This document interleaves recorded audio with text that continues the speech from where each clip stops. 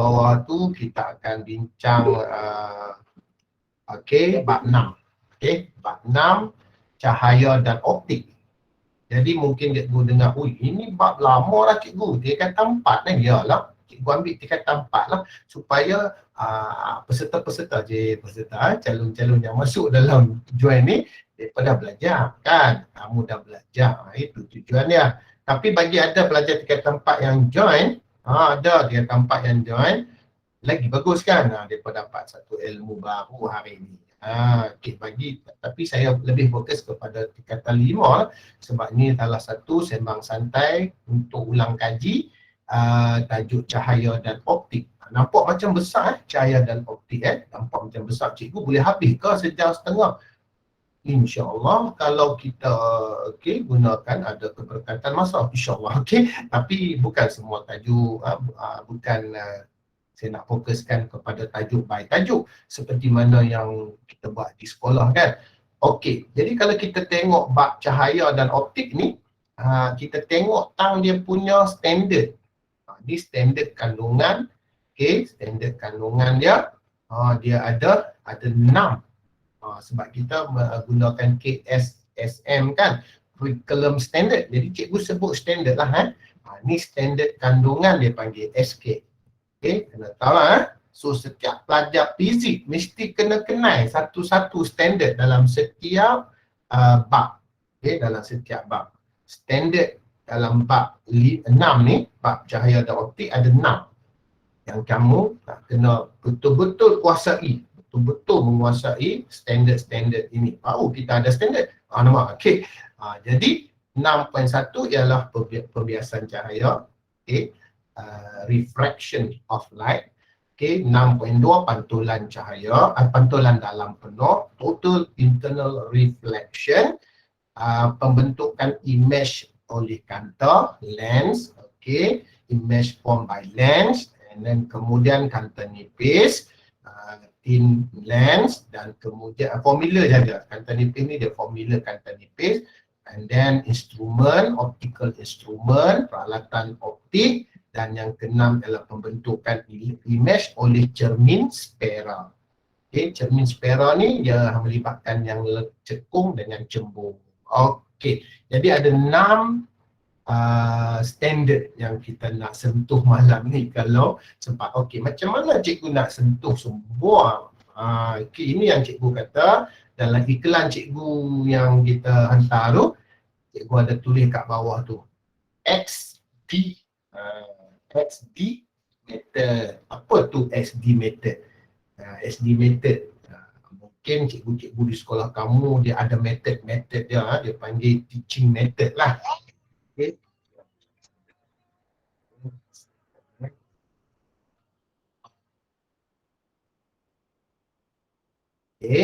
Teaching method dia panggil. Jadi salah satu yang cikgu akan guna adalah simple teaching method iaitu XD. Apa dia X? EX. EX ni adalah explanation. Jadi explanation, D tu adalah diagram. Explanation by diagram. Simple. Simple. Konsep pembelajaran cikgu malam ni ialah menggunakan method XD. Explain by diagram. Ingat tu? Explain by diagram. So apa dia explain by diagram? Cikgu akan gunakan kaedah di mana cikgu tunjukkan, ini file rajah, diagram file. Cikgu sediakan ada 31 diagram yang terselindung di sebalik setiap file yang cikgu tulis D1, D2, D3. Diagram 1, diagram 2, diagram 3 lah, maksud dia macam tu. Jadi kamu pun tak nampak, cikgu pun tak nampak. Yes, kita sama-sama tak nampak di dalam dia ada apa. What's diagram? Rajah apa ni? Cikgu tak tahu, kamu tak tahu. Jadi kita main teka-teki. Kita ada play, main-main sikit lah dalam kelas dia kena happy. Jadi saya nak nanti ada orang yang pilih. Pilihlah diagram apa yang dia berkenan. Cuma jangan ambil diagram 32, tak ada. Cikgu pun pening kalau kamu, cikgu diagram 40 ada tak? Sorry, cikgu tak layan. Jadi pilihlah yang ada dalam ni. Siapa pilih, saya nak kenalan dengan dia. Ya Allah, cikgu nak kenalan dengan dia, mesti syok, ya kan? Okay, kan senang nak jumpa Cikgu Alia ni. Okay, alright. Jadi, siapa yang pilih tu sebelum saya buka file tu, saya akan tarik masuk file ini ke dalam Jamboard ataupun whiteboard. Saya akan tarik, saya tak buka kat sini. Boleh buka kat sini ni kan, tapi tak mau buka kat file ni. So kita tarik ke dalam Jamboard. Okay, apa cikgu nak buat dengan diagram ni? So kita bincang lah. That is explain by diagram. Kita cuba dapat maklumat dalam bentuk question, dalam bentuk soalan. Jadi siapa yang pilih tu dia kena tanyalah, cikgu dalam ni ada apa, apakah persoalan dia, apakah tajuk dia, apa saja yang kita boleh create question daripada diagram tersebut sehingga kita faham. Okey, sehingga kita faham. Okey, itu satulah. Okey, dan kemudian kita ada file soalan. File soalan ni cikgu bagi ujung-ujung nantilah. Okey, ujung-ujung nanti pun dalam bentuk diagram dan soalan lah. Yang ni diagram dan soalan. So kita tahu bahawa konsep soalan, konsep soalan, cikgu pernah terlibat lah dengan pembinaan item dan sebagainya. Konsep soalan, selalunya lembaga peperiksaan akan gunakan diagram untuk menerangkan dia punya soalan. Jadi kita panggil dia punya stimulus.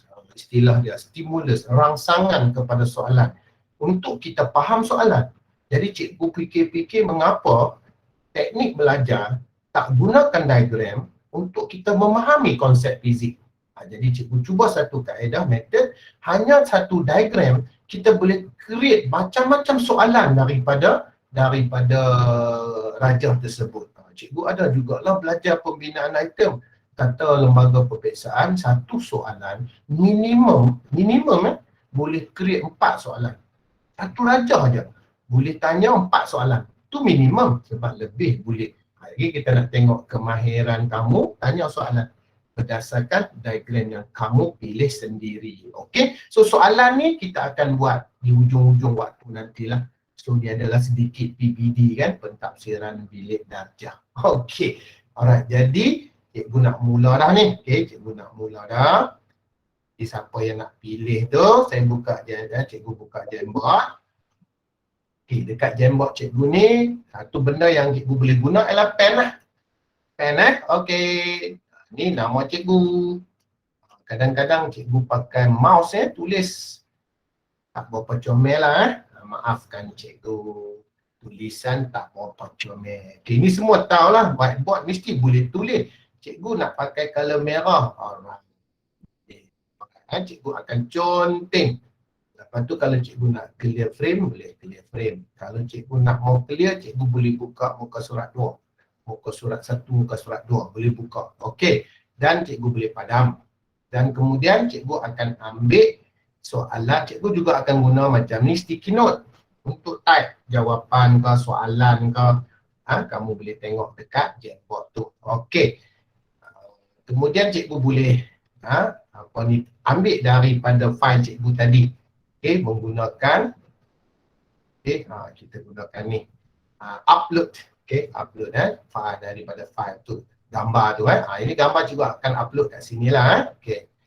Alright, dan cikgu juga boleh guna teks untuk tulis apa-apa jawapan dan sebagainya. Okey, mungkin soalan cikgu akan guna sticky note. Okey, sticky note lebih mudah lah. Okey. Okey, jadi kita nak mula dah. Kita nak mula dah. Hampir 15 minit dah, cikgu boleh tiap kat sini saja. Okey, dengar tak ni? Tak dengar suara pun? Dengar. Cikgu. Cikgu yang nak pilih sat lagi, dia mesti kena bersuara. Cikgu saya nak pilih. Bagi tahulah nama dia, kenalan dia. Okey, berkenalan dulu. Okey, kita minta seorang untuk pilih. Pilih cikgu dari sini. Pilih, siapa nak pilih? Kalau nak tulis dekat chatting pun tak apa. Pilih satu rajah. Untuk kita mula bincang. Tak mau pilih. Oh yes, orang pertama dah sampai. Aimin Natasha binti Muhammad. Aimin Natasha, perkenalkan diri sikit. Aimin Natasha. Saya panggil nama manja lah. Aimin ke Natasha? Natasha. Okey. So Natasha, boleh kenalkan sikit. Natasha pilih D27. Natasha, saya dari SMK, dia tak mau guna suara dia. Okey, tak apa. Saya dari SMK Pematang Pasir. 3 kali 5 kan Natasha? Ya, okay, good. Okay, so Natasha dah pilih kat kita D27. D27 mana? Ni, cikgu tak mau buka lagi. Kita buka melalui Jamboard. Okay, jadi, sedia. Lagi banyak soalan kita boleh tanya daripada Rajah tu, walaupun Rajah yang simple je. Okay. Ada dulu. Okay. File Rajah. Okay, ni file Rajah cikgu. Okay, D27 ni Okay. Apa nak keluar ni? Deng. Nasiblah ni. Nasiblah Natasha. Okey. Apa benda ni? Cikgu pun tak tahu. Okey. Alright. So apa yang kamu nampak ni adalah diagram. Ni yang panggil diagram. Tapi diagram apa? Yang ni kita nak kena ulas lah. Nak kena kupas. Nak kena cerita. Okey, apa yang kita boleh cerita. Boleh nampak kan diagram ni? Cikgu dah zoom besar sikit. Alright, jadi kita nak main dengan diagram ni. Pertama, okey, boleh cikgu tahu konsep. Apa boleh cerita pasal konsep? Kas. Pantulan cahaya. Yes, satu suara dah keluar tu. Okey, konsep pantulan Cahaya. Ada tak di dalam kita punya yang 6 tadi? Yang cikgu tunjuk, pantulan cahaya. Ada tak? Dalam standard tu. Ada. Pantulan cahaya. Ada tak? Tengok balik. Tak cok lah. Pantulan cahaya. Kat mana? 6.2. 6.2. Kamu pilih 6.2 sebab ada tulis perkataan pantulan cahaya. Betul? Pantulan dalam penuh. Pembentukan image oleh cermin sfera. Yes, pembentukan image oleh cermin sfera. Itu dia punya standard dia. Standard kandungan bagi gambar rajah tadi. Okay, standard dia ialah tulislah standard dia adalah pantulan pada cermin sfera. Okay, ini adalah satu permukaan cermin. Okay, jadi kita kena belajar konsep pantulan. Jadi dia punya konsep fizik dia kat sini ialah cermin. Cermin apa tu? Sembung. Cermin cembung. Oh, Amai dah keluar. Okey, so konsep ini adalah tentang cermin cekung. Tak mana kita nak tanya soalan kat sini? Siapa boleh create soalan daripada diagram untuk konsep cermin cekung ni? Kalau panjang fokus? Panjang fokus, kalau. Soalan dia kalau. Tak mau soalan kalau. Macam mana kamu nak create soalan? di manakah image yang terbentuk?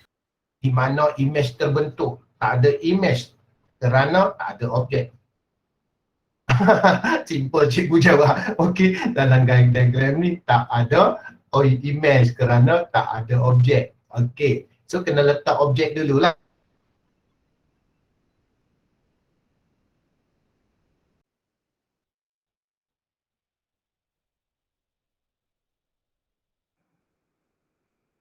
Cikgu. Okey, dia bermula daripada bulatan. Okey, satu bulatan dengan pusat bulatan. Okey, clear. Okey, dan bila kita ambil sebahagian daripada bulatan tersebut, maka dia menjadi permukaan lengkung. Okey, curve lengkung. So lengkung, okey, kalau di sebahagian hadapan ini, di sebahagian belah ni hadapan dan yang color pink tu ialah belakang, okey, maka di sebelah hadapan ini berbentuk cekung. Okey, jadi ini kita panggil cermin cekung. Okey, di sebelah hadapan ni, okey, belah hadapan kalau kita tengok ini adalah depan dan ini pula belakang. Kenapa cikgu kata yang ni depan? Okey, sebab dia ambil depan bahagian yang kita tengok. Okey, dan di belakang ni dilegapkan dengan warna yang gelap. Okey, warna legap. Okey, supaya cahaya tidak dapat menembusi permukaan. Barulah berlaku pantulan cermin cekung. Okey, soalan lain ada tak? Okey, apa ni titik-titik ni? Mari kita kenal dengan titik-titik tu. Ni titik apa ni? Apa nama dia? Titik fokus. Titik fokus kah yang cikgu tunjuk tu? Bukan. Tu titik apa tu? Dia macam pusat bulatan tu kan? Habis kita panggil titik apa tu? Ha ni. Pusat kelengkungan.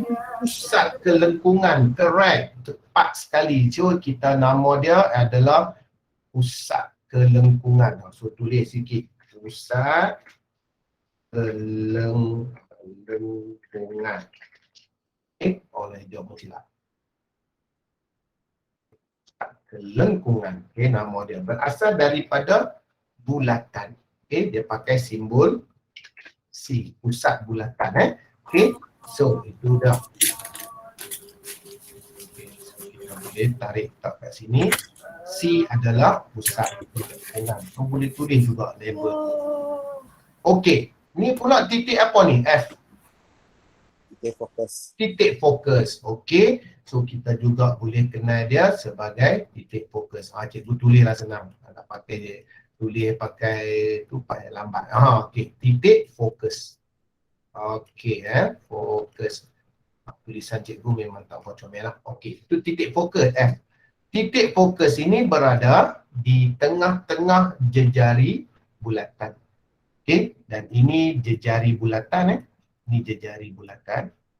Okey, R radius atau J jejari, maka dia duduk tengah-tengah ataupun kita panggil titik tengah jejari bulatan. That means ini sama panjang. Okey. Jadi kalau kita perhatikan diagram ni, pusat lengkung dengan titik fokus berada di hadapan cermin. Berada di hadapan cermin. Okey, clear Alright, itu dari segi pengenalan tentang cermin cekung. Okey. So, cikgu akan padam sikit sini. Okay, kita nak tanya lain lagi lah, soalan lain lagi. Apa lagi yang kita boleh tanya daripada diagram ni? Ada soalan? Nak dengar soalan daripada kamu pula?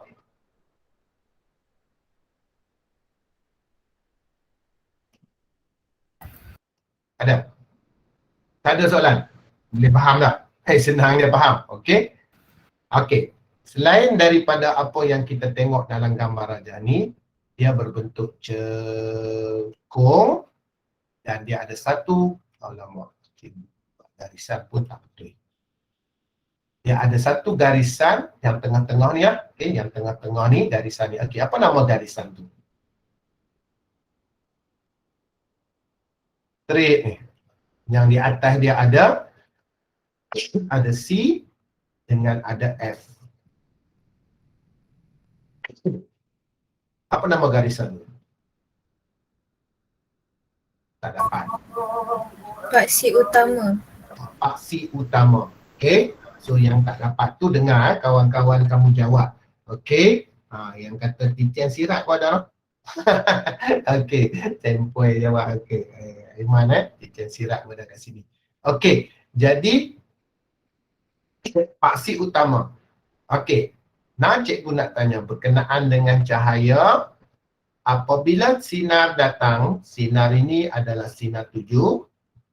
Okey, so sinar tuju selari dengan paksi utama. Okey, sinar tuju yang selari dengan paksi utama. Okey, apa akan berlaku?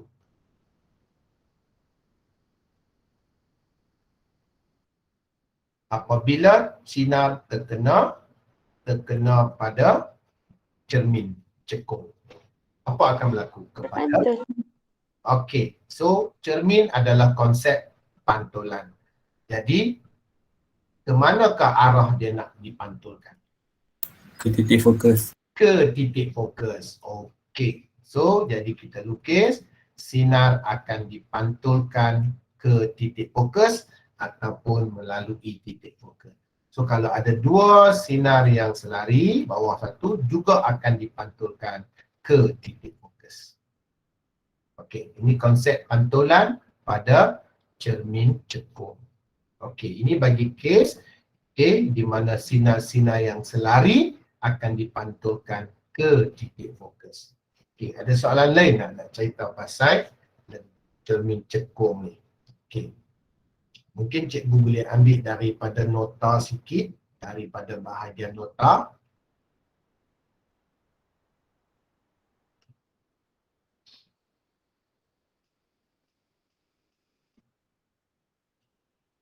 Oh, tak ada. Tak ada. Kebetulan. Kita sediakan bahan. Kita buat. Cancel.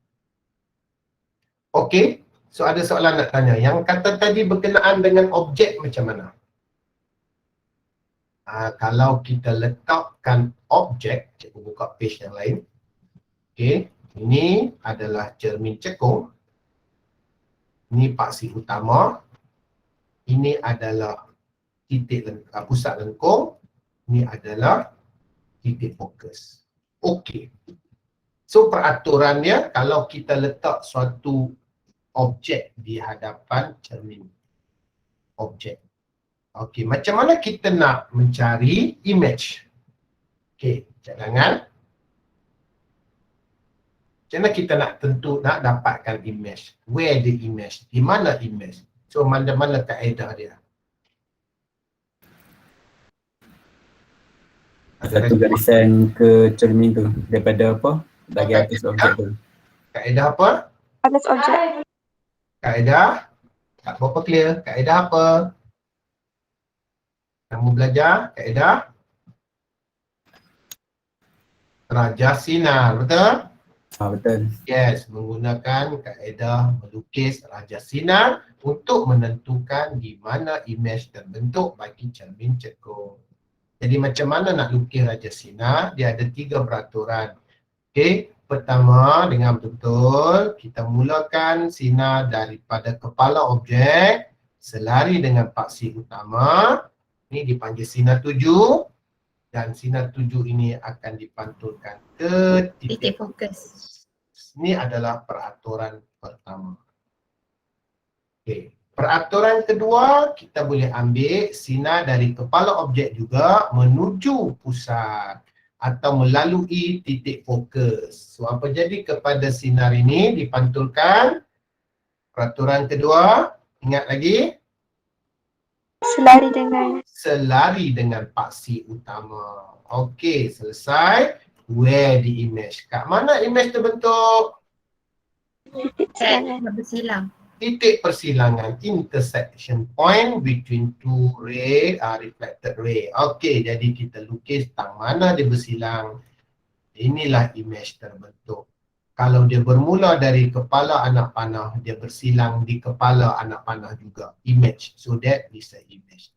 So ini adalah kaedah rajah sinar atau melukis rajah sinar untuk mendapatkan untuk menentukan di mana image terbentuk.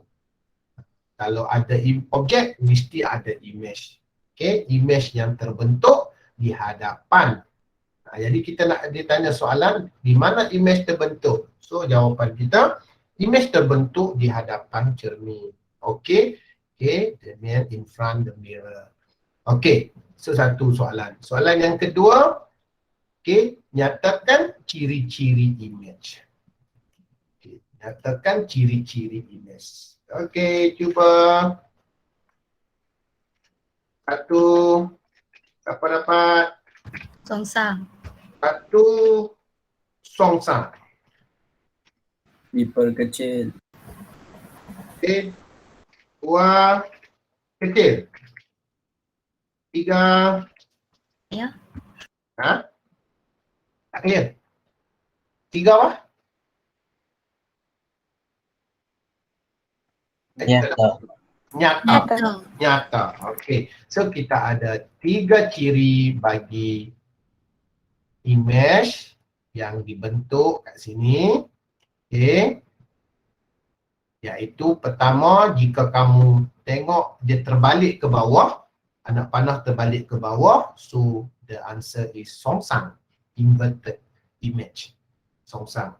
Okey, dan yang kedua, jika nampak dia lebih kecil daripada objek, dikecilkan. Okey. Dikecilkan, diminish, dikecilkan. Dan jika kamu nampak ianya terbentuk di hadapan cermin, maka image ni adalah real, image yang nyata. Okey, apa lawan dia? Lawan dia, jika image itu didapati tegak, okey, ataupun terbentuk image tu ke atas lah, contoh macam ni, ke atas, I mean anak panah dia sama dengan arah objek, so ini adalah image tegak, okey, upright. Dan kalau saiz dia lebih besar, dia boleh dikatakan dibesarkan, magnified. Okey. Dan kalau kita dapati image dia berada di belakang cermin seperti ini, maka jatuhlah dia dapat ciri image maya.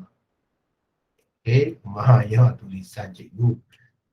Maya, okey boleh maya. So nyata lawannya maya. Okey, kecil lawannya besar, songsang lawannya tegak.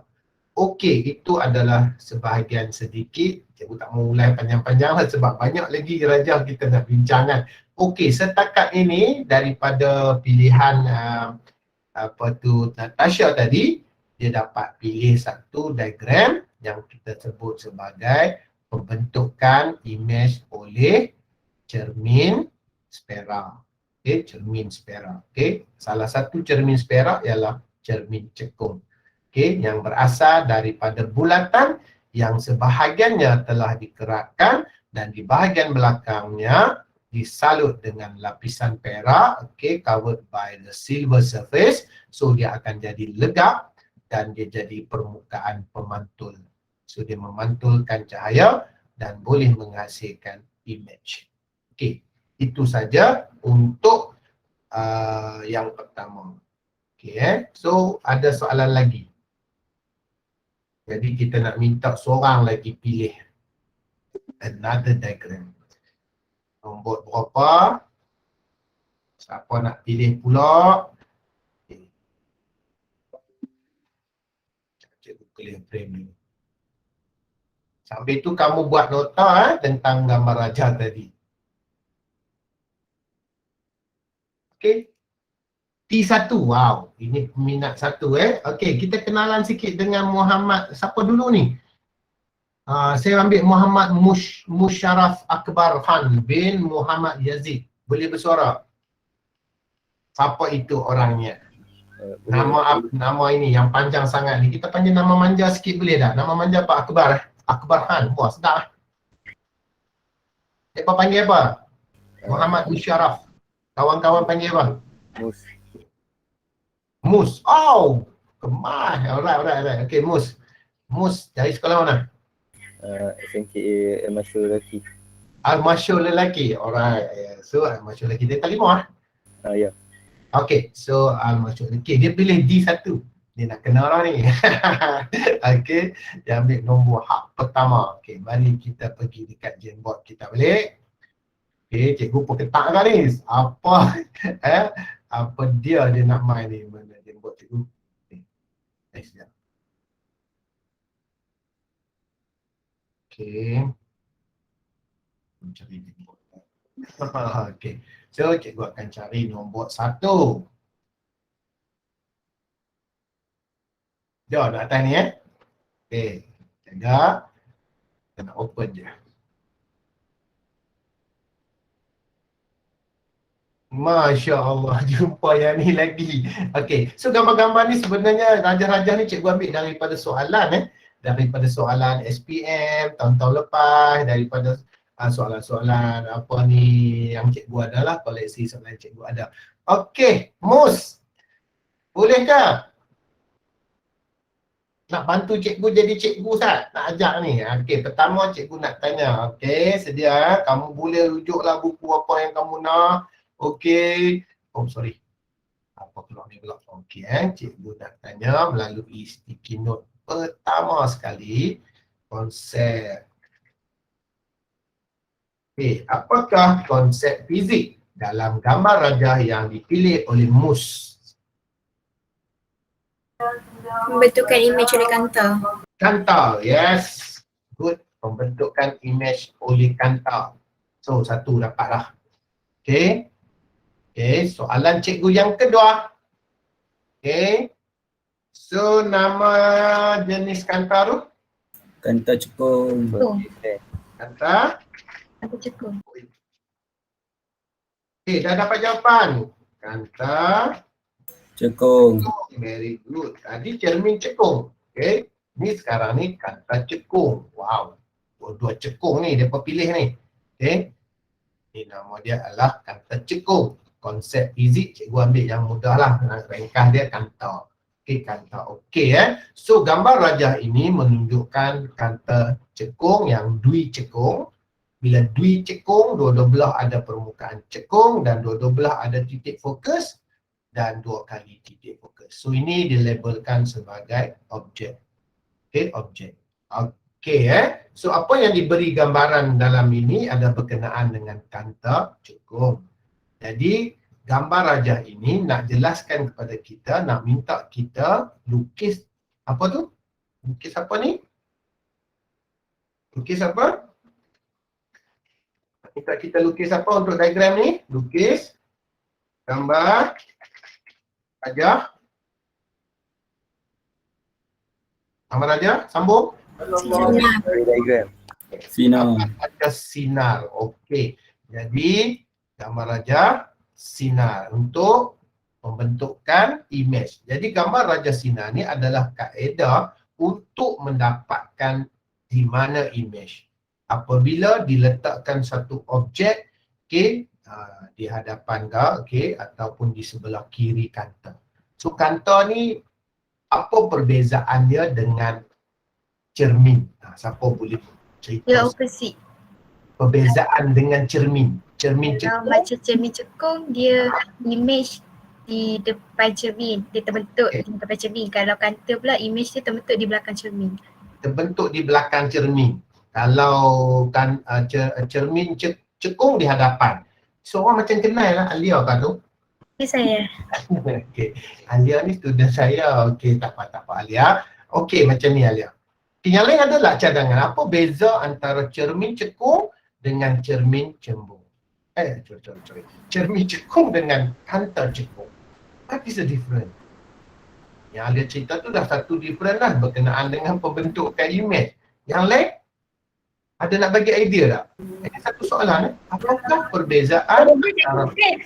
Salah. Dia guna pembiasan cahaya itu. Okey, makna dia kantor guna konsep pembiasan cahaya, cermin, Konsep pantulan.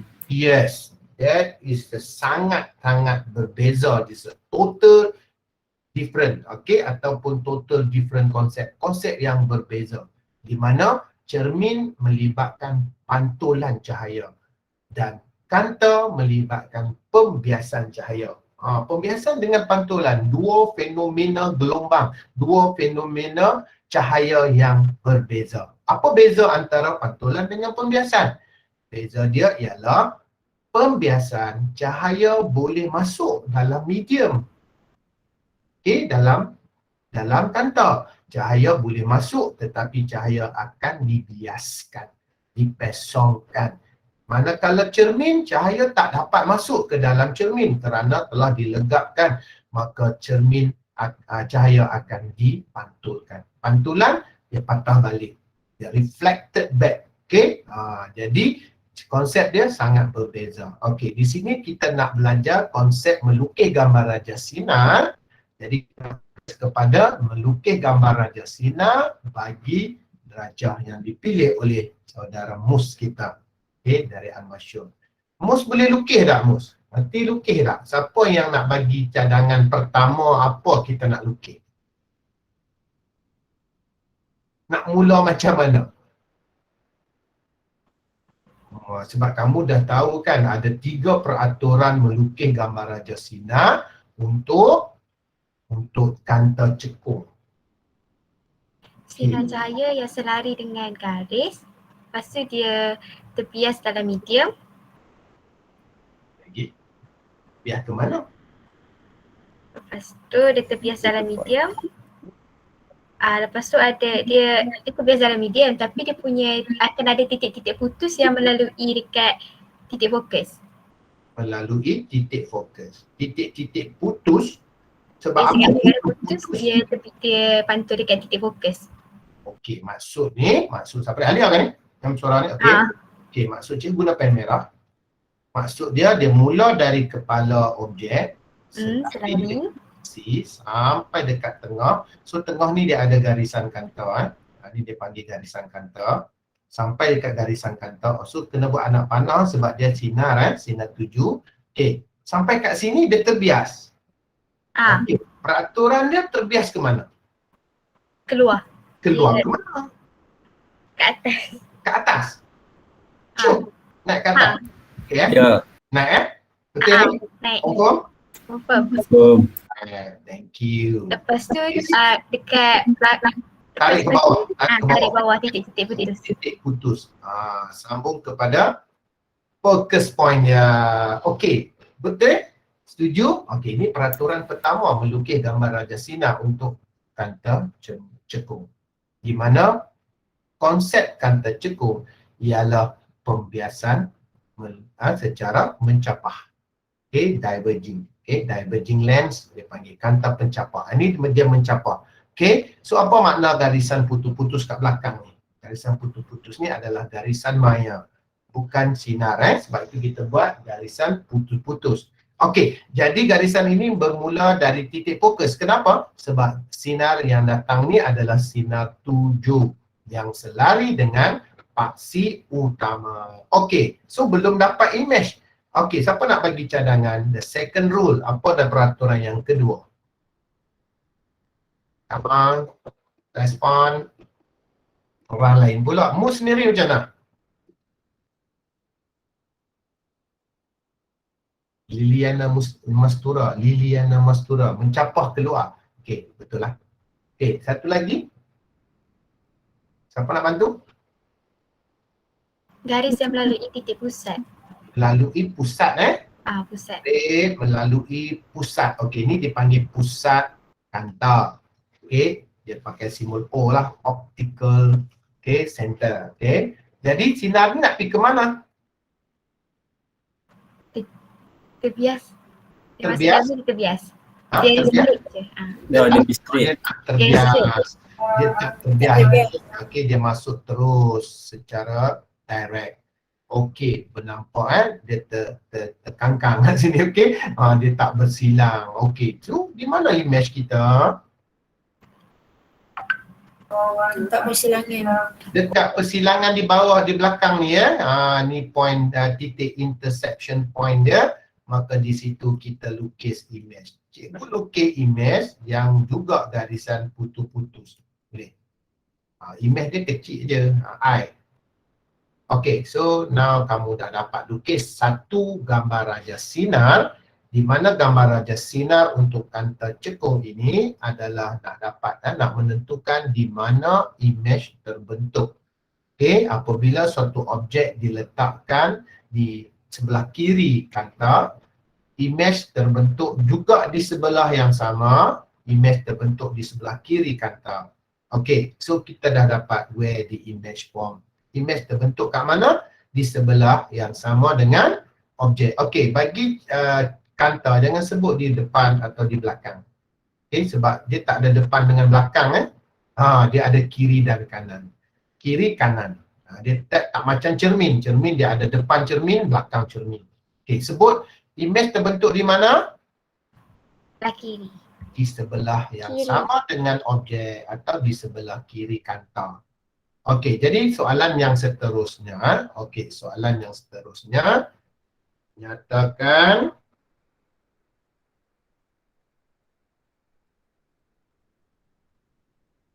ciri-ciri image. Tegak, maya, kecil. tegak hanya dan dikecilkan. Betul tak? Setuju tak? Ada komen. Image terbentuk kat situ. Okay, dengan ciri-ciri dia. Image is a characteristic of image. Tegak, maya dan dikecilkan. Dapat tak? Ada komen tak? Sufian pun kata yes, tegak, nyata, kecil. Tapi nyata Sufian. So why Sufian tolong bagi respon sikit kenapa kamu kata nyata. Sedangkan cikgu bagi itu, siapa jawab tadi tu, Alia kah? Tegak, maya. Tukar. Okay, thank you silap. Okay, tak apa. Okay, cikgu nak dapat respon je kan. So kenapa dia kata nyata. Okay, so dia ingat di hadapan cermin kot. Macam cermin, hadapan dia memang nyata lah. Okay, jadi pertama macam mana kita nak tentukan ni? Tegak, maya, kecil. Okay, yang tegak ni sebab dia sama arah dengan objek anak panah dia ke atas kan. Jadi kita panggil tegak. Manakala maya ni sebab dia terbentuk di sebelah yang sama dengan objek. Ingat image form at the same side sama dengan objek, the image become virtual. Okay, tapi kalau image terbentuk di sebelah kanan, the opposite side with the object, that is an image real. Dan ini image nyata. So kena hafal macam tu konsep. Cikgu terang konsep dia hari ni by diagram. Explain by diagram. Okay, jadi kita dah ada maya. Kecil ni senang. Sebab memang kita nampak saiz dia kecil. Saiz dia kecil. Okay. Jadi itu antara sedikit explain diagram inilah. Diagram ini saja yang Mus pilih. Nombor 1, terkenal kepada tajuk kanta. Dan standard pembelajaran dia adalah image form by kanta cekung. Okay, alright, cukup. Ada soalan lain tak yang kamu nak create daripada soalan ni? Kalau cikgu terlepas pandang mana-mana. Kalau ada siapa nak tanya soalan lain.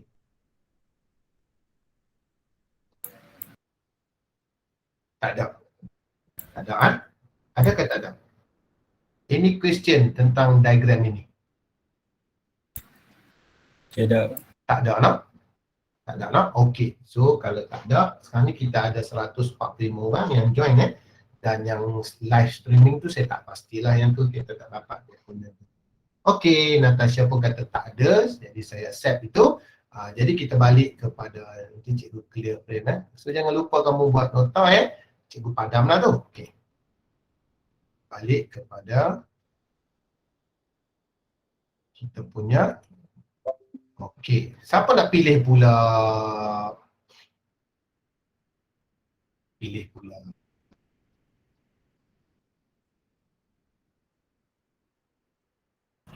Cikgu Lan nak 13. Lan, okey. Jazlan pilih 13. Okey, jaga Lan, tak jawab lagi. Okey. Jeng. Alright, kita ambil dari sini. 13.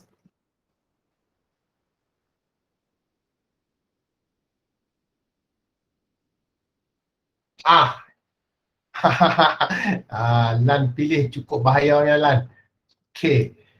Jeng. Apa benda ni? Okey, tengok betul-betul. Pertama study diagram dulu yang Jazlan. Jazlan. Jazlan ni kita kenal sikit Jazlan. Saya kenal dah kok kawan-kawan lain yang nak kenal. Jazlan dari mana? Sekolah mana? Okay, Assalamualaikum warahmatullahi wabarakatuh.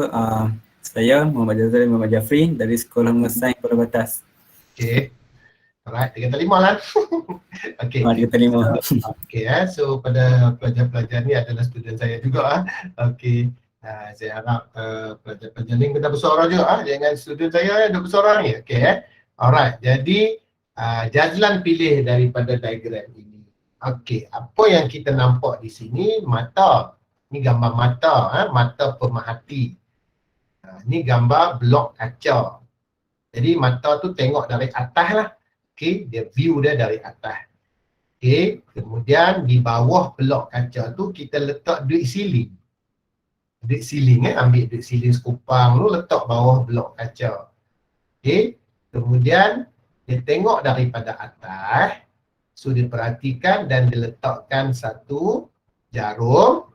Okey, dia nampak jarum tu dengan image tu nampak macam ni, selari.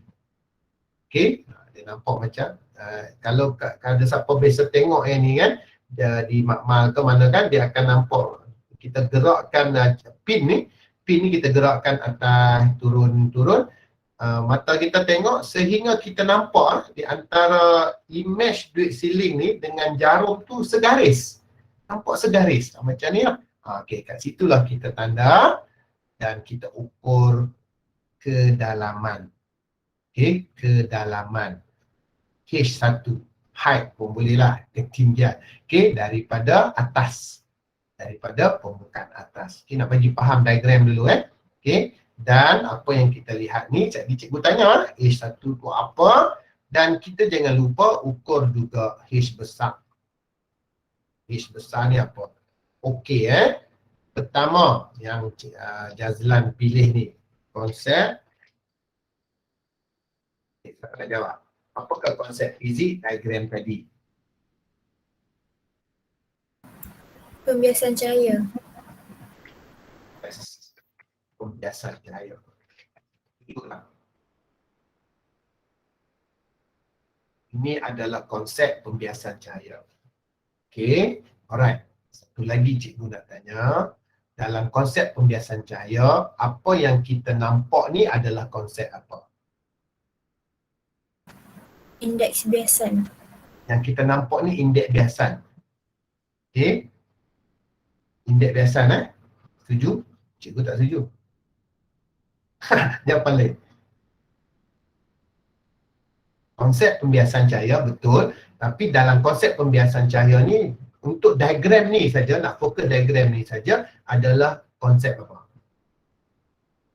Tajuk kecil dah lah. Macam tu lah lebih kurang dulu kita panggil sub tajuk. Ni dia panggil standard pembelajaran. Siapa dapat? Siapa boleh bantu? Dalam nyata, dalam ketara. Yes. Ada tajuk dalam nyata dan dalam ketara. Dalam nyata dan dalam ketara.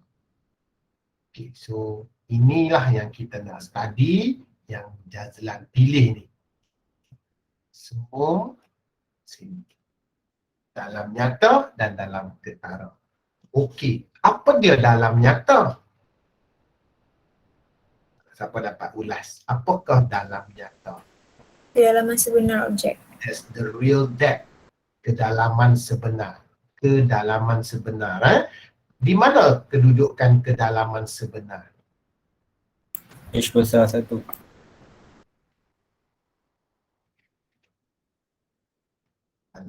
Nama dia kan?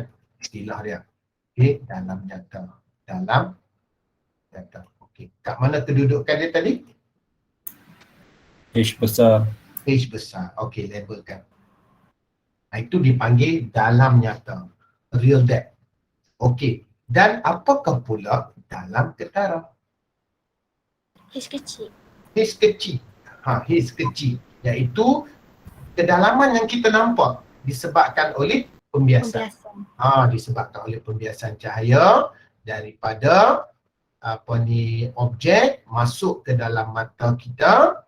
Okey, objek kita tukiskan kata macam tu, ni objek.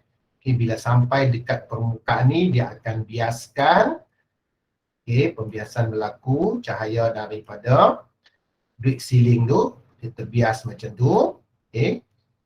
Dan apa yang kita nampak dia adalah lurus lurus dan bersilang kat sini, maka itulah yang kita nampak. Yang kita nampak ni adalah image duit siling.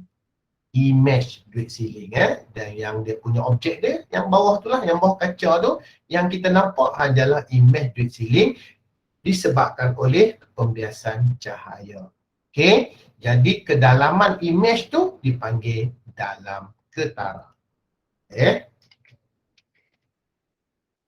dalam ketara. Okay, so dalam ketara ni kita labelkan pada H1. Inilah konsep yang kita boleh nampak dalam diagram ni, iaitu konsep kedalaman nyata, kedalaman ketara. Kita cuba faham bagaimana kedalaman ketara ini dapat kita terangkan dalam exam. Bagaimana terjadi? Yang cikgu lukis dia punya diagram lah. Kita nampak dulu apa cantik lah diagram cikgu ni kan. Okay. Kita nampak sinar tu lurus daripada mata kita. So dia akan bersilang dekat ni, maka di situlah kita nampak image. Contoh macam kita tengok ikan di dalam kolam. So kita nampak ikan di dalam kolam sedang berenang tu seolah-olah dekat dengan kita. Dekat, kita boleh capai tangan, boleh tangkap dia. Tapi sebenarnya dia berada 7 meter di dasar kan. Jadi nampak macam dekat je. Okay, itulah dia punya ilusi dia yang kita nampak disebabkan oleh pembiasan. Maka terbitlah konsep dalam nyata dan dalam ketara. Okay, faham Okay, daripada konsep dalam nyata dan dalam ketara ini, so apakah kuantiti fizik yang kita boleh dapat kira daripada H kecil, H besar? Kuantiti fizik yang kita boleh hitung lah. Kuantiti fizik ni semua yang boleh hitung. Yang kita boleh hitung daripada untuk menghitung H ni kita cuma guna pembaris je. Dia tak ada formula. Dia adalah kuantiti fizik asas iaitu panjang. Okey, jadi kita ambil pembaris, kita ukur ketebalan dan kita letak pin ni kat sini dan kita boleh ukur kedalamannya ketara. Okey, pakai pembaris. Alright. Apa lagi satu kuantiti fizik yang kita boleh ukur apabila kita dapat mengetahui H kecil, H besar? Indeks biasan. Yes. So ada formula indeks biasan. Apa formula dia? Dalam nyata per dalam ketara. Dalam nyata bahagi dalam ketara. Okay, take note. Mungkin ada soalan berkenaan ini. Okay cikgu nampak jam cikgu dah pukul 10, pukul 9, 9:30. Okay, 9:30. Baru berapa diagram? Okay, baru berapa. Okay, kita tak perlu mulai banyak-banyak diagram sebenarnya. Saja je cikgu sediakan banyak diagram supaya pilihannya dia nampak lebih menarik. Okay, mungkin kita akan ambil lagi satu diagram. Okay, so goncang-goncang dulu. Siapa nak ambil? Okay, goncang-goncang dulu. Tengok sekejap file cikgu, ada apa lagi nombor yang kamu boleh pilih? Cikgu D24. D24. Okay, siapa pilih? Your name, your school. Saya pilih ya. Siapa tu? Alia. Alia pilih. Okay. Alia pilih apa? D24. D24. Macam durian pula. Okay. Dengan D24. Mari kita pilih. Okay. 24. Okay.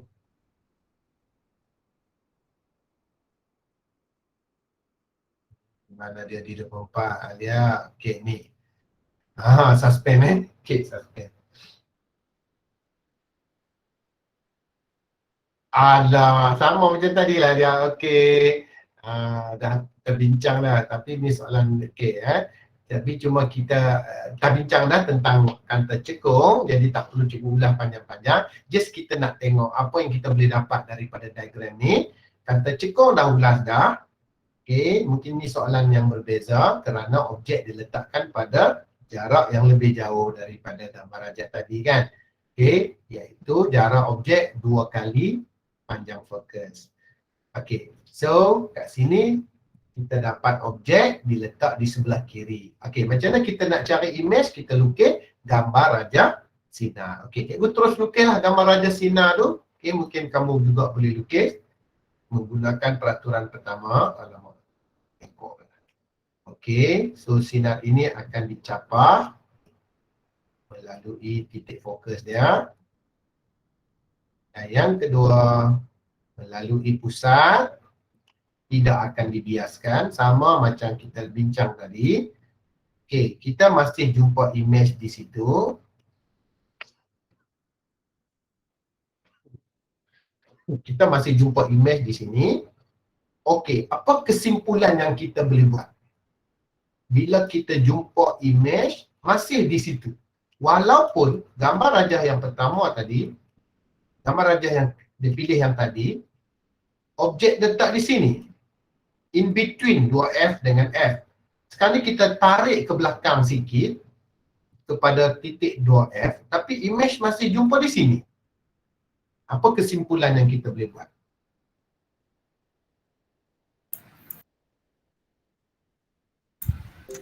Kesimpulan tentang pembentukan image. Ini satu soalan yang cikgu tanya. Dalam lukis gambar rajah sinar, apa kesimpulan yang kita boleh buat bagi kanta cekung? Kanta cekung tu apa? Dia sentiasa mengecilkan Sentiasa Image yang terbentuk tu masih selalu kecil daripada objek. kecil. Okey, sentiasa dikecilkan. Okey, itu satu kesimpulannya. Always diminish. Sentiasa dikecilkan. Okey. Satu lagi. Sentiasa tegak dan maya. Sentiasa maya.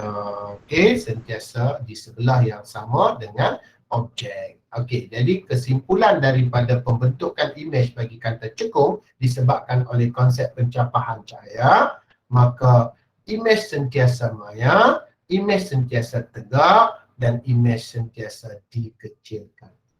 Okey, cukuplah sebab kita dah bincang banyak tadi berkenaan dengan kanta cekung. Okey, next. Boleh pilih lagi. Siapa nak pilih pula? Oleh pula. Bagi peluang.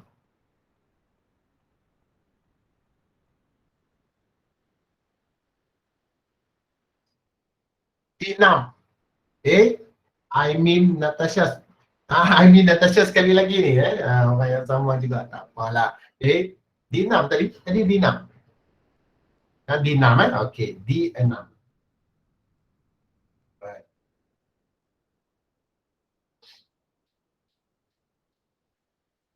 D8. D6. Open.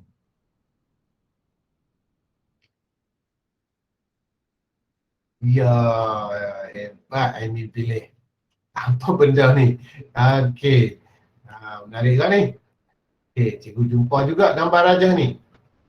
Okey. So, masih lagi konsep apa ni?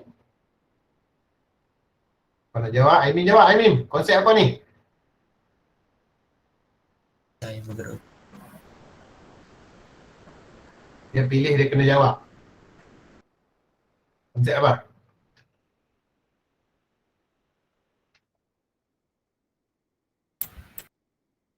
Hai, Amin? Tak ada. Okey, siapa nak bantu dia? Pembiasan cahaya. Konsep pembiasan cahaya. Pembiasan, okey. Pembiasan cahaya. Alright. Letak kat situ, konsep dulu. Okey, so sub konsep dia.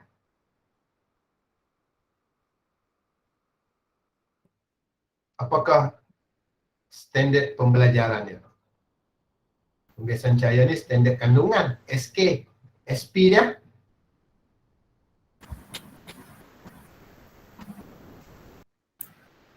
Kah?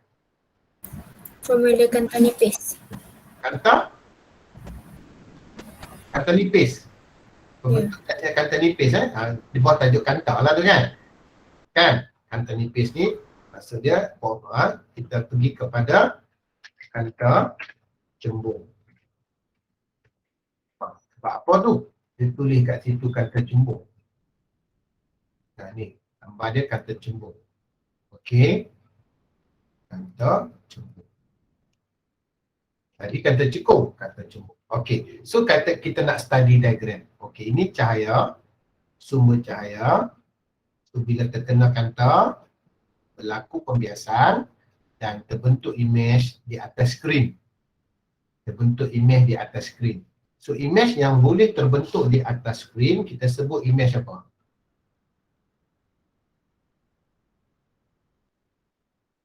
Image yang boleh terbentuk di atas skrin.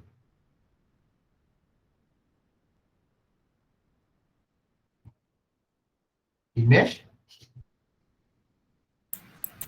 Tak tahu. Image tak tahu. Natasha tak tahu. Image? Imej nyata. Yes, imej nyata. Imej yang boleh terbentuk di atas skrin ialah imej nyata. So imej yang tidak dapat terbentuk di atas skrin is cannot be formed on the screen ialah imej maya.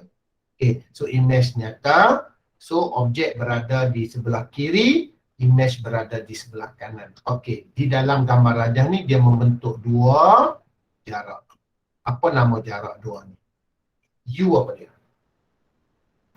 U tu jarak objek. Jarak objek. Okey. Jarak objek. Tulisan teruknya cikgu.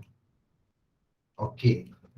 Yang ni jarak Jarak image. image. Okey. So apa gambar rajah yang kamu tengok ini sebenarnya adalah gambar rajah eksperimen makmal. Okey, eksperimen makmal. Maka kita boleh ulas berdasarkan peperiksaan amali bersepadu, amali sains bersepadu. Okey. Jadi dalam amali sains bersepadu, kalau kamu nampak radas ini terletak di atas meja kamu, okey, nampak je, kamu pun tengok senarai radas, so ada kotak sinar dengan objeknya berbentuk tak kisahlah segitiga ke, ada yang berbentuk palang lah dan sebagainya. Okey, lepas tu nampak kanta dengan pemegang dia, okey, lens holder dia. Lepas tu nampak satu skrin putih yang ada dia punya stand dia dan pembaris. So nampak di atas meja sekarang ni kan. Kamu masuk makmal, jeng, benda ni telah ada di atas meja. Pun kamu ambil pensel, kamu tanda. Kotak sinar ada. Okey, apa ni, kanta cembung ada. Skrin ada, pembaris ada, alright, power supply ada untuk nyalakan mentor. Alright, jadi kamu dah kenal. So persoalan yang cikgu nak tanya, so eksperimen ini nak mengkaji apa ya? Satu soalan eksperimen ni, bagus juga mendapat soalan eksperimen. Okey, kita nak kaji apa? Tujuan eksperimen lah, cikgu tanya apakah tujuan eksperimen? Mencari panjang fokus. Mencari raja fokus. Adakah kita tulis tujuan macam tu? Mengkaji hubungan antara jarak objek dengan jarak imej bagi satu kata cembung. Mengkaji hubungan antara jarak objek dengan jarak imej. Yes, mengkaji hubungan antara jarak objek dengan jarak image. Okey, itu kita punya eksperimen punya aim, tujuan dia. Okey, so kita dah tahu aim. Sebelum tu cikgu nak tanya, di antara yang mana satu pemboleh ubah manipulasi dan yang mana pemboleh ubah bergerak balas? Jarak Objek tu. Objek. Okey, Jarak image yang kita dapat pemboleh ubah bergerak balas. jarak objek pemboleh ubah Manipulasi. Okey, jarak image pemboleh ubah Bergerak balas. Okey, ada satu lagi pemboleh ubah. Apa yang kita nak tahu? Pemboleh ubah di malam. Malarkan. Apa dia tu? Panjang fokus. Panjang fokus. Okey, betul, panjang fokus. Mana dia kita kena gunakan kanta satu jenis, satu kanta cembung je, tak boleh ubah-ubah dah. Okey, ketebalan dia satu je. So kerana kita nak dia punya F dia, F panjang fokus dia malam. Okey, jadi kita pun menjalankan eksperimen untuk mengkaji hubungan antara jarak objek dengan jarak imej. Okey, tulis apa hipotesis dia. Agak-agak apa hipotesis dia? Jarak objek adalah sama dengan jarak image. Jarak objek sama dengan jarak imej kah? Macam tu cara tulis hipotesis kah? Okey, siapa boleh bagi baca hipotesis? Semakin bertambah jarak objek, semakin berkurang jarak imej. Apabila jarak objek bertambah, apa jadi pada jarak imej? Maka jarak imej bertambah. Jarak image bertambah. Ya betul. Bertambah juga ke? Berkurang. Berkurang kan? U dengan V. Okey, jadi itu adalah eksperimen. Kita boleh tulis dia punya pemboleh ubah. Dia soalannya adalah soalan yang 15 markah. Biasanya dia akan tanya, pemboleh ubah lah, tiga-tiga pemboleh ubah tu. Lepas tu hipotesis, diikuti dengan tujuan. Lepas tu kamu kena buat eksperimen, jalankan eksperimen, pasang radar, susun radar, ambil data, ubah jarak objek, apa jadi pada jarak image, ubah lagi jarak objek, tambah lagi, jauh lagi, jauh lagi. So apa jadi pada jarak image, gerakkan lagi, gerakkan ke depan, gerakkan ke depan. Yang ni makin jauh, yang ni makin jauh, screen gerak ke depan, gerak ke depan. So buatlah sebanyak 5 kali untuk dapat data, diikuti dengan kamu perlu buat graf. Lepas tu dari graf itu dia akan tanyalah data-data dan maklumat, contohnya kecurunan graf. Okey, itu secara ringkas. Okey, berkenaan dengan gambar rajah ini merujuk kepada konsep pembiasan cahaya pada cermin cembung, jarak objek, jarak image dalam eksperimen wajib atau eksperimen makmal. Okey, ada soalan lain tak? Cikgu nak berhenti takat ni dulu soalan sebab cikgu nak bagi PBD dalam masa 20 minit. Nak bagi soalan pula. Okey, jadi kita pergi kepada soalan pula. Soalan pun perlu dibincangkan juga kan? Okey. Siapa pula nak pilih soalan?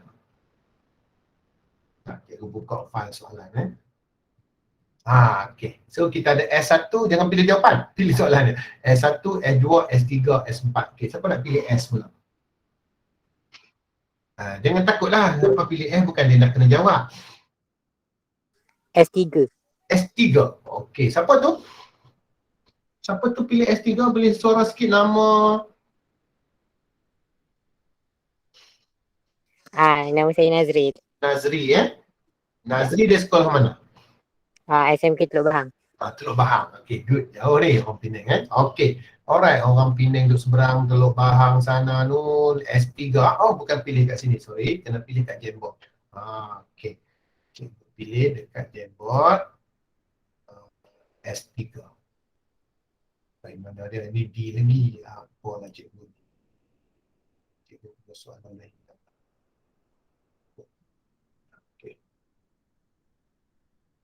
S3 ya. Tak tahulah soalan apa ni. Cikgu pun suspend.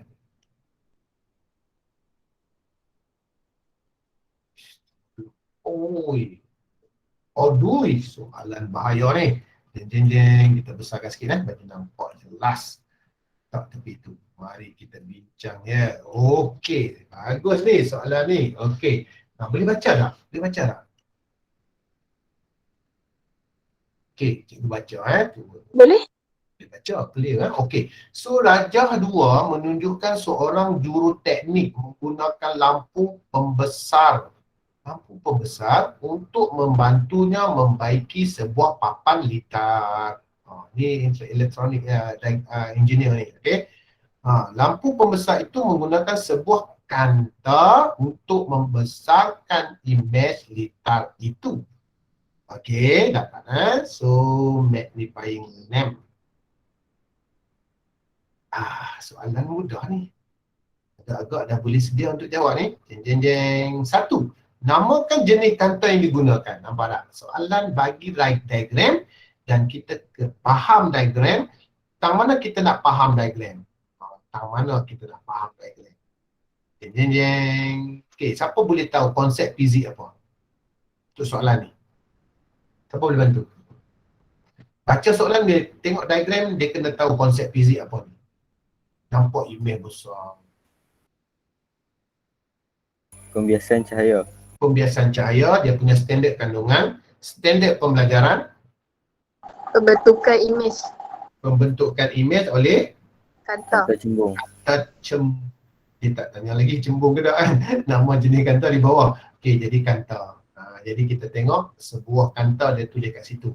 Itu boleh membantu kita dalam menghuraikan soalan kita nanti, jawapan kita nanti berdasarkan sebuah kanta. Okey, so ini kanta apa ni? Cembung. Okey, so jawapan kat sini cembung. Dan dia punya peralatan tu jika nak besarkan imej tu dia panggil kanta pembesar lah, magnifying glass. Kanta pembesar. Okey. So dengan menggunakan rajah tu terangkan. Ini soalan yang selalu pelajar hilang markah iaitu 4 markah miss kat sini sebab dia explain tak cukup dia punya fakta. Okey, terangkan bagaimana imej terbentuk dalam penerangan anda, nyatakan ciri-ciri imej. Bagi kanta pembesar ni, okey, kanta pembesar, cikgu cerita sikit macam mana dia nak besarkan dia punya imej. Okey, kanta cembung. Bentuk dia macam tu. Ini dia punya paksi utama. Titik fokus. Okey, objek nak letak kat mana kalau kanta cembung untuk pembesar? Depan F. Depan F. Okey, betul. Kalau kanta pembesar, kita letak objek di depan F. So, that mean objek ni diletakkan dekat dengan kanta. Okey, di mana jarak objek U less than F. Okey, dia letak dekat ni. Okey, dia punya litar elektronik dia tu dekat. Alright, jadi kita nak dapatkan imej. Macam mana boleh dapat imej besar yang kita nak cerita ni? Ukirlah gambar Raja Sinah. Kita letak kata. Okay. So, bagi kanta cembung, selepas cahaya memasuki kanta, ke manakah ia dibiaskan?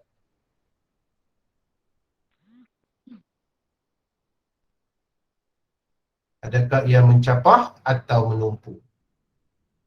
Menumpu. Menumpu, yes. So, tadi kita banyak belajar kanta cekung, dia mencapah. Bila menumpu, sinar yang selari dengan paksi utama akan tumpu ke titik fokus.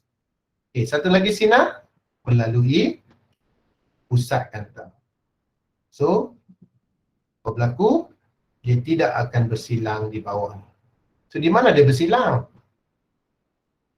So, sambungkan garisan ni, ekstrapolasikan ke belakang. Okey, dan pasti dia bersilang kat sini. Dan imej yang terbentuk di sini adalah imej yang besar. Okey, imej yang besar. So dia kata untuk menghasilkan imej atau memperbesarkan imej. So ini adalah kanta cembung atau kanta pembesar. Tetapi dalam penerangan kamu tu, kamu kena cerita macam mana, bagaimana imej terbentuk. Okey, poin yang pertama, imej diletakkan, jarak dia kurang dari jarak fokus. Okay, point tu. Point 1 dapat dah. Lepas tu, apa nak tulis pula? So, second dia punya point yang kedua. Cahaya akan dibiaskan. Okay, cahaya daripada objek akan dibiaskan melalui kanta. Dan kemudian pembentukan imejnya berlaku di sebelah yang sama dengan objek. Okay, sebelah yang sama dengan objek. Kemudian imej dibesarkan. Okey, nyatakan ciri-ciri imej juga dia minta. Ciri-ciri dia yang pertama, Maya. maya. Yes, imej maya. Ini poin-poin lah, saya kita tengok jawapan dia. Macam mana dia susun poin tu. Maya, lagi Gegak. gak, lagi Diperbesar. dibesar. Okay, that's answer. So jawapan ni dibesarkan. Aduh, besar je. Okay. Boleh? Alright, jadi cikgu nak tengok jawapan dia.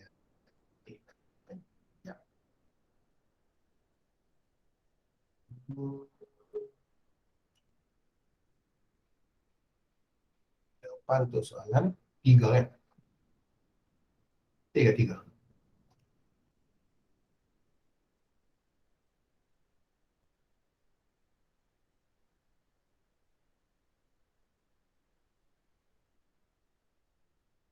Okey. Tak tepi tu. Tu jawapan dia. Okey, siap tulis dengan diagram sekali macam mana cikgu lukis ada diagram. So jangan lupalah kalau kamu nak dapat markah penuh mungkin boleh bantukan dengan raja. Okey, so markahnya yang pertama tadi kamu dah jawab cembung, we get 1 mark.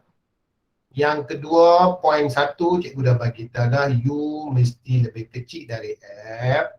Poin 2 mesti sebut dalam jawapan kita tentang biasan. Okay, tak kira lah ayat macam mana pun, pembiasan berlaku, boleh kata cembung secara menumpu. Okey, dia boleh sebut sinar satu terbiah ke titik fokus, sinar dua melalui pusat kanta. Macam mana ayat tak kisah, tapi explain tentang pembiasan. So you get 1 mark. Okay, dan poin yang ketiga, pembentukan imej selepas kita ekstrapolasikan dan pembentukan imej yang besar. Satu lagi markah di sebelah yang sama dengan objek. Okay, pembentukan imej yang besar di sebelah yang sama dengan objek. Okay, dan kalau poin 3 ni kamu bantukan dengan diagram, so kita boleh bagi markah juga. Bantuan diagram. Okay, dan poin yang keempat, imej maya tegak dibesarkan. So satu markah keempat. Ini teknik lah bagaimana kamu nak dapatkan jawapan. Okey. Satu lagi soalan. Ada 10 minit lah cikgu bagi soalan terakhir. Tak dah nak cakap dah pukul 10 dah. Cepat betul lah. Okay. Ya. Siapa nak pilih pula?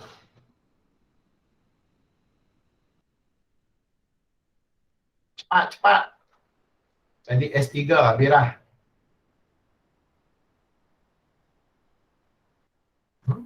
S12. Okey, secepat yang boleh S12 tak tahu lah soalan. Kalau soalan objektif, lega lah kan.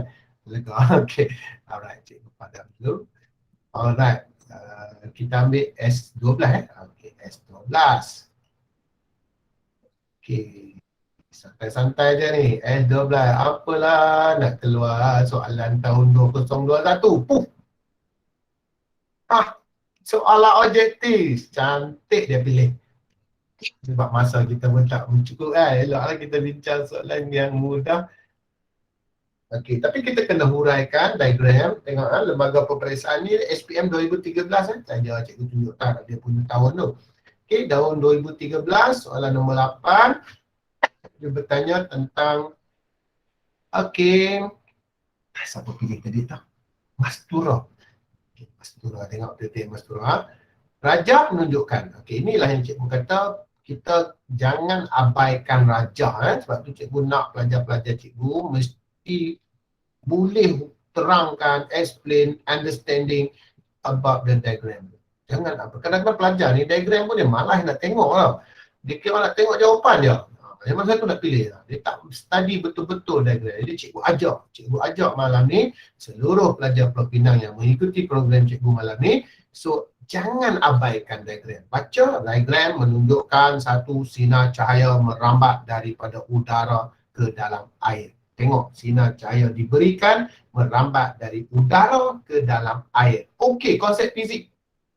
Ibu selalu tanya konsep fizik dulu. Pembiasan cahaya. Pembiasan juga. Banyak tajuk pembiasan cahaya ni yang kita tak jumpa ni pantulan dalam penuh kurang soalan jumpa ni. Tapi tak apalah tu atas pemilihan kamu. Okey. Di nasib kan tak jumpa. Okey. Jadi konsep pembiasa. Okey, pembiasan cahaya. Soalan cikgu yang kedua, siapa boleh bagi tahu sikit kat cikgu apakah maksud pembiasan?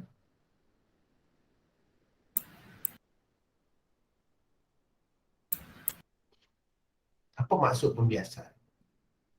Cahaya tu dia dibengkokkan. Cahaya akan dibengkokkan atau berlaku pembengkokan cahaya apabila cahaya merambat dalam Dua medium yang berbeza ketumpatan. Example, udara dengan air. Ketumpatan berbeza. Okey, soalan cikgu yang kedua. Bagaimana pembiasan boleh berlaku? Apakah ketumpatan itu yang mengganggu dia? Kenapa dia berlaku pembiasan atau pembengkokkan cahaya? Laluannya dipesongkan. Kenapa ya? Sebab perbezaan ketepatan. Karena itu kah? Karena itu dia terpesong. Tak tepat. Ada kat chat cikgu. Tak cek. Oh sorry. Melibatkan hal laju cahaya. Thank you. Mastura. Jadi sebenarnya Pembiasan berlaku apabila laju cahaya tiba-tiba berubah. Macam mana laju dia boleh berubah? Daripada udara, dia laju tinggi. Laju tinggi. Tapi bila masuk dalam air yang lebih tumpat, lajunya tiba-tiba menjadi perlahan atau laju rendah. Saya berkata tadi, pembengkokan berlaku apabila cahaya dipesongkan disebabkan oleh laju cahaya tiba-tiba berubah daripada laju tinggi kepada laju rendah ataupun sebaliknya, dari laju rendah kepada laju tinggi. Dia akan terbias. Okey, dia ada dua pembiasan. Kalau dia bergerak dari laju rendah ke laju tinggi kepada laju rendah, dia terpesong menghampiri garisan normal. So ini garisan normal. Okey, di gambar rajah ni ada labelkan. So dia akan menghampiri garisan normal seperti diagram ini. Ini dipanggil menghampiri garisan normal. Kerana lajunya tiba-tiba berkurang, dia terpesong macam tu. Dia ada fenomena berlaku secara semula jadi. Okey.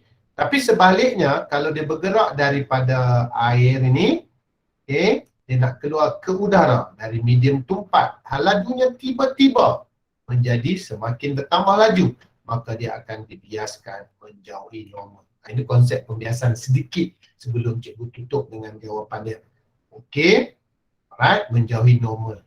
Okey, ini dipanggil sudut tuju dan ini dipanggil sudut biasan. Sudut yang dibuat daripada sinar tuju dengan garisan normal, bukan sudut ini. Ramai pelajar yang silap. Kata ini sudut tuju. Sudut tuju, sudut dari sinar tuju dengan garisan normal. Begitu juga dengan sudut biasan, dibuat antara sinar biasan dengan garisan normal juga. Okey, itu penerangan diagram ini, XD border diagram soalan ini. Bila kita faham soalan, baru kita faham rajah, baru kita pergi kepada soalan. Apakah yang berlaku kepada sinar cahaya dalam air? Simple question, direct to the point. Jawapan? Jawapan dia A. A. Dibiaskan ke arah normal. Arah normal. Ada komen? Betul. Betul. Thank you. Soalan terakhir kena jawab thank you. Okey, kopak sikit supaya semangat sikit kepada anak-anak pelopinaan kita ni. Okey, itu saja. Dan yang terakhir macam biasa penutup dia, ada tak soalan apa-apa nak tanya ke cikgu berkenaan dengan konsep ini? Tapi cikgu tak boleh nak ulas banyak-banyak lah. Okey, ada tak? Ataupun dah cepat-cepat nak tutup buku dah ni. Okey. Okay, alhamdulillah. Untuk kelas kita diberi peruntukan masa sebanyak 1 jam setengah sahaja setiap malam. Malam ni giliran cikgu. Okay, mungkin peringkat yang lain tu cikgu lain pula lah. Okay, dia bagi peluang seorang cikgu sekali je kan. Jadi fizik ni putaran yang ketiga lah. Ini putaran yang kedua lah ni kan. Putaran yang pertama dulu cikgu Salimah, kawan saya dari Bagan Jaya. Okay, dan hari ini dilihat saya pilih konsep pembelajaran secara macam ni. Okey, sebagai penutup, jika kamu nak gunakan konsep yang cikgu ajar ni, metod kaedah yang cikgu ajar ni untuk ulang kaji. Jadi kamu dapatkanlah diagram-diagram atau bila kamu nak buat soalan, kamu jumpa diagram, jumpa diagram dan cuba explain diagram dulu berdasarkan konsep yang kamu faham. Explain dulu yang kamu contenglah kat tepi kiri, kanan, belakang, mana-mana kan. Ini konsep apa? Tanya diri kamu. Ini konsep apa? Ini macam ni, ini apa? 50 darjah tu apa? So everything you ask yourself, answer the question. Jika tak tahu jawapannya, rujuk. Jadi tak tahu, rujuk buku, rujuk apa saja yang kamu ada. Nota ke apa. Atau rujuk cikgu sekalipun. Rujuklah kawan-kawan ke apa kalau tak tahu. Okay, jangan terus nak jawab, nak terus kepada jawapan. Itu cara kaedah belajar. Ulang kaji menggunakan kaedah XD method. Boleh buat secara ulang kaji sendiri. Carilah sebanyak mungkin diagram. Sebanyak mungkin diagram. Okay, sebenarnya cikgu ada banyak diagram yang cikgu cari. So kalau kita jumpa soalan yang diagram yang macam ni kadang-kadang kita akan jumpa soalan yang banyak lagi sebenarnya. Oh, dia 24 dah buka tadi. Cuba cari soalan yang gambar foto. Daripada internet yang gambar. Oh, tak ada. Tak jumpa tu. Aku pun tak ingat.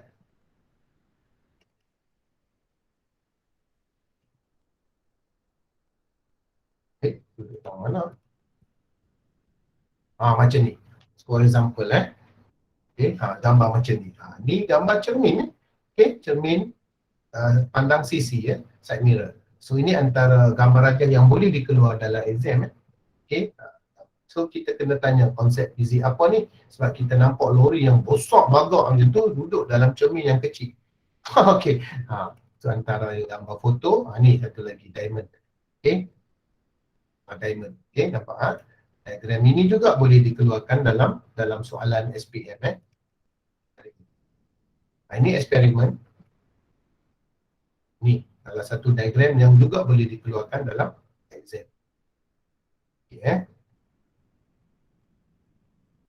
Ini contoh lagi. Soalan yang boleh keluar dalam exam. Gambar rajah tu maksud saya. Masa cikgu gambar rajah. Okey. So cikgu dah lajak sikit masa 2 minit. 2 minit. Okey. Kalau tak ada apa-apa soalan, cikgu nak tutup dah ni. Okey. Boleh Dia tutup Boleh cikgu. Oh, Alhamdulillah. Saya nak dengar cakap tu, so masih ada orang lagi. Okey, so masih ada yang tunggu setia dengan saya. Okey, itu saja. Assalamualaikum warahmatullahi wabarakatuh. Terima kasih cikgu. Terima kasih cikgu. Thank you, cikgu. Terima kasih cikgu. Cikgu, Assalamualaikum. Bye cikgu. Terima kasih cikgu. Sama-sama. Terima kasih cikgu. Sama. Terima kasih cikgu. Sama. cikgu. Sama-sama. Waalaikumsalam cikgu. Terima kasih cikgu. Sama-sama.